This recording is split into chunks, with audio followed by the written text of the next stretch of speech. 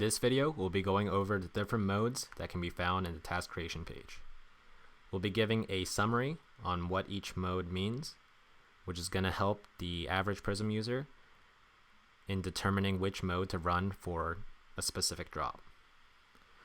So to start us off, we will be going with advanced mode. So this is going to be your fastest option in terms of checkout speed. However, if bot protection is on a website like KIF, there's a chance that this probably won't work.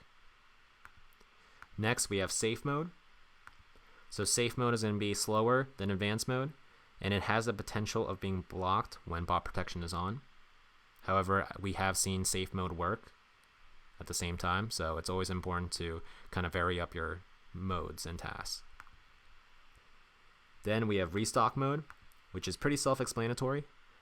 Basically, if the item has already dropped, we suggest you run restock mode, and what you want to do is you want to select one size per restock mode task. So let's say you are running before on advanced mode with 4.5, 5, and 5.5. When you turn on restock mode, you want to just run for a specific size, and this is going to help especially with checkout speeds, and it's been working really well for a lot of Prism users. And finally, we have browser mode. So browser mode is going to do 3/4 of the checkout process for you, and then is going to send a checkout link to your Discord webhook.